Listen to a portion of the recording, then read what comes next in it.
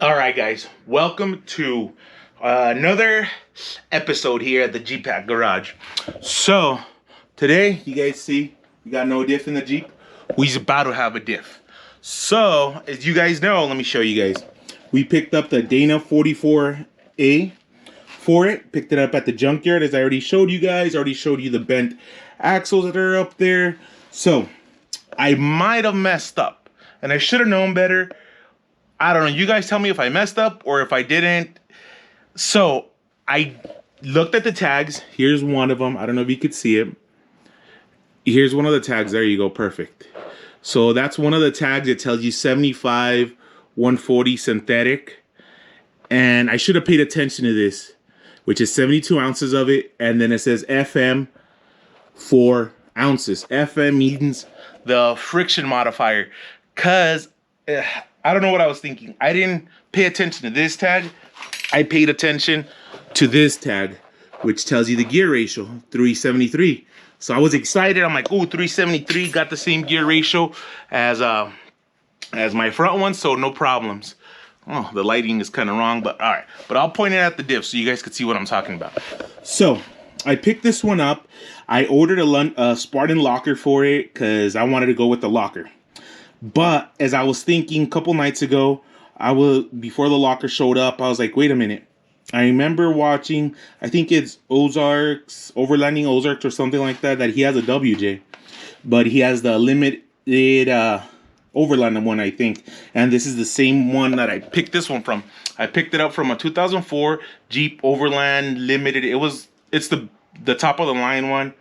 And I didn't pay, I should have known better, but I didn't. It has a limited slip, that Varialock or whatever it's called. So pretty much it's got a limited slip instead of an open diff. And the way you could tell, if the first thing I should have seen that tag. As soon as I said FM, friction modifier, I should have known it's limited slip, but I didn't. The other way you guys could know, it's very obvious when you open it up. It's a lot bigger. The housing is squared right here, as you guys could see. The open ones, you have more room right here to take off everything on it. So I didn't pay attention. I opened it up. Oil was clean. No metal shavings. You could tell that Jeep, even at the wrecking yard, it was taken care of. And I looked at the wear pattern. You guys could see it has a beautiful wear pattern. No chips on the pinion, on the ring. The spider gears in there looked fine. Clutches seem to be fine. So I'm going to send it. I should have known better. But I mean, worst case scenario, in case I don't like this, there was other ones that weren't like the Overland. They were just the regular V8s that have it, and I'm pretty sure they'll have the open carrier. So worst case scenario, I'm talking worst case scenario, I'll take this carrier off and get me that open one and lock it up. That's worst case scenario. So now what I'm about to do, and if you guys ever do get one of these limited slips, you gotta get that friction modifier. I like Royal Purple, so I went with this one. I picked a couple bottles up, 75 140 synthetic, and this one comes with the friction modifier additive in it, so you don't gotta buy that other bottle and put 4 ounces. I'm just gonna throw it with this Royal Purple's top of the line oil. So that's what I'm gonna run care of. So whatever. Well, let me get to it. Right now I'm gonna clean this up, put my cover on. I'm not gonna put the oil in till I have it in the Jeep, and then I'm gonna show you if this is something you could do using stock control arms. I don't know, because what I've known, this one, of course, you guys know it's wider. So I'm probably gonna have to extend my lowers. And we're also gonna put an adjustable upper control arm. I ordered it from Core 4x4. I think they had it the cheapest, which I'm waiting for. It should be here today, so you guys will see me. So I mean, I wanted to go with other ones, but man, those control arms are expensive. And I was gonna make it, but I was worried about not getting it centered. So that's why I ordered it. Clean this up, let me throw it under the Jeep, and I'll show you guys once it's kind of hooked up and once I get that control arm today.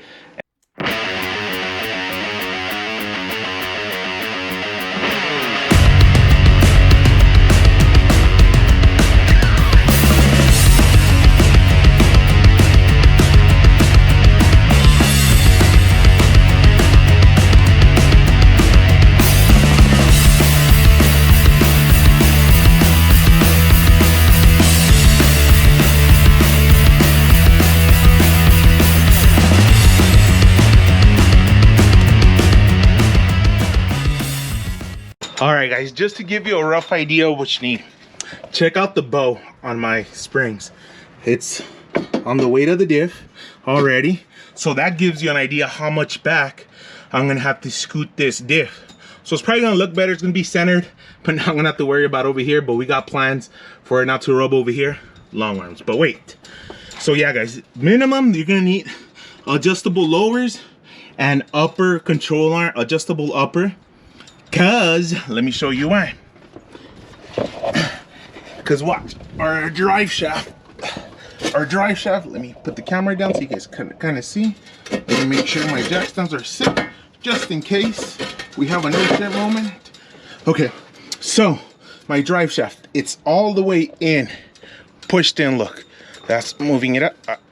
See, all the way in, up there. And over here, and yeah, I can't, it doesn't fit. I can't even put it on. Check it out.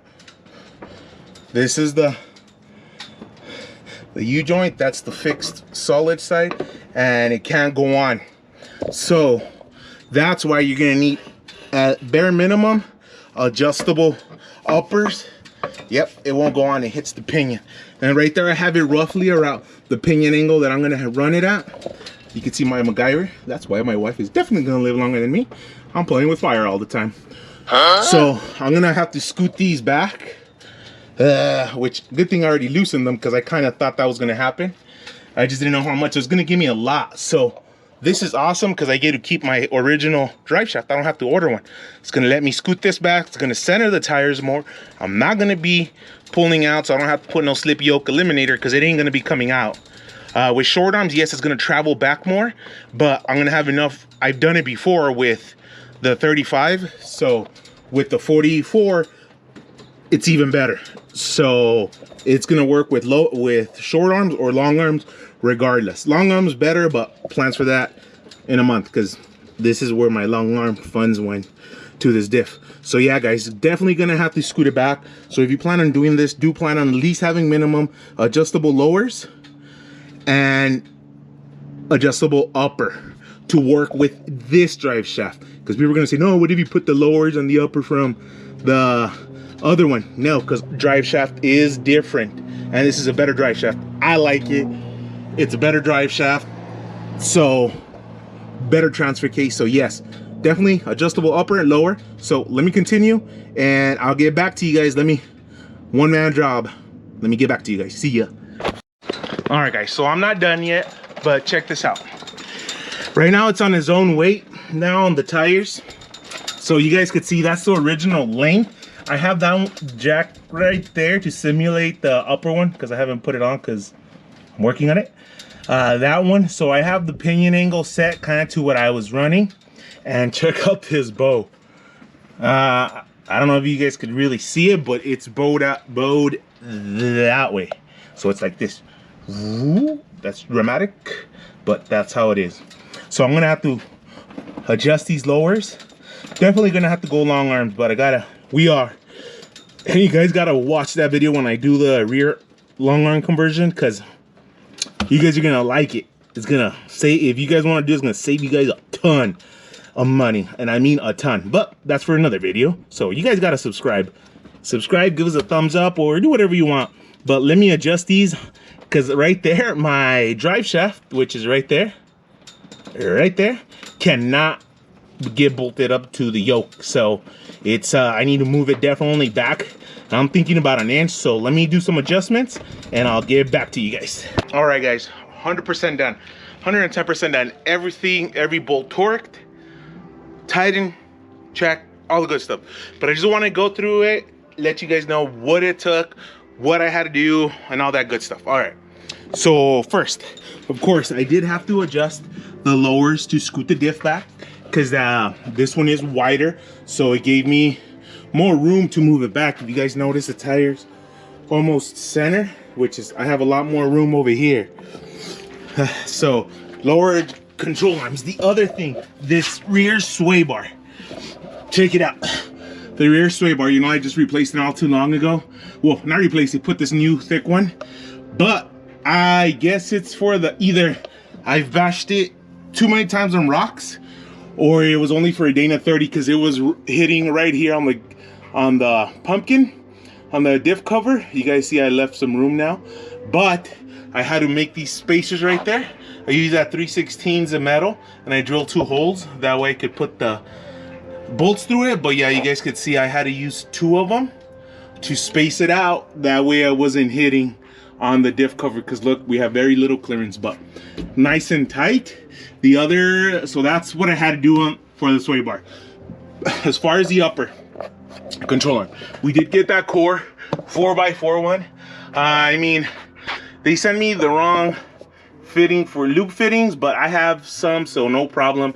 They didn't send me the locking big nut right there.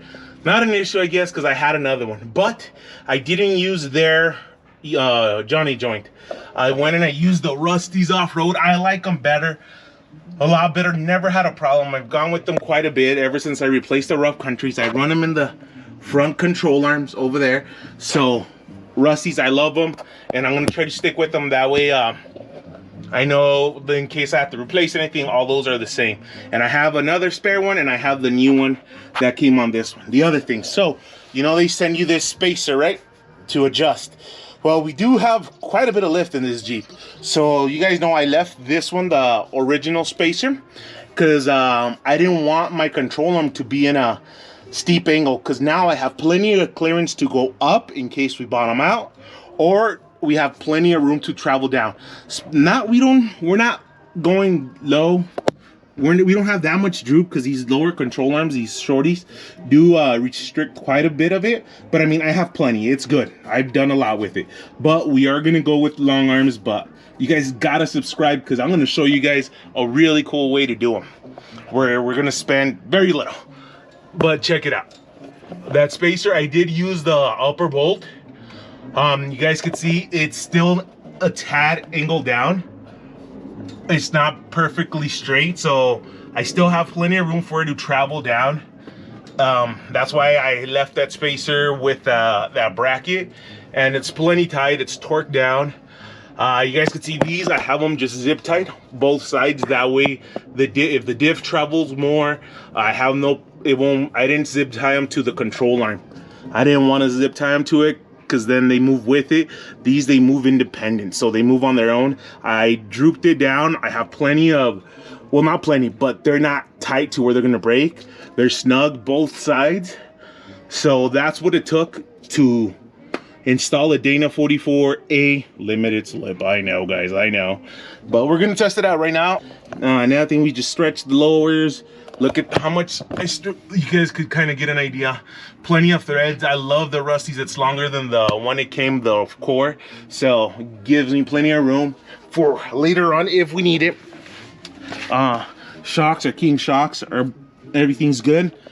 I did notice that this control arm bracket, I did have a little crack right there, so I did weld it and threw some paint on it. Bolts are done. Check that out. Our drive shaft has plenty of room now, so don't say never, right? But I don't foresee myself replacing that drive shaft, or even just putting a slip yoke eliminator. I don't think I'm gonna need it, because I drooped it. Maybe with the long arms, if I have more droop and it slips out, I'll do that test when we get there. But so far, drive shaft is gonna stay. Everything's awesome, guys. Look at that angle. Look right here, kind of straight, so it's not that steep of an angle that control arm is. I know if I would have taken that spacer down, we would have been way more angled down. So no, I like the way it is right now. I shouldn't have no issues. Those bolts are thick, they're longer, so no problems there. They were torqued down, all good. So we're full of fluids. Time to test it out, guys. Time to test it out. Let's go. Let me go on a test drive. So subscribe, guys. Thank you for all the questions. Anything you guys need, just let me know. That's about it. I'm gonna close it up right here. I'm just gonna throw some clips right here of it testing the limited slip to see if it works.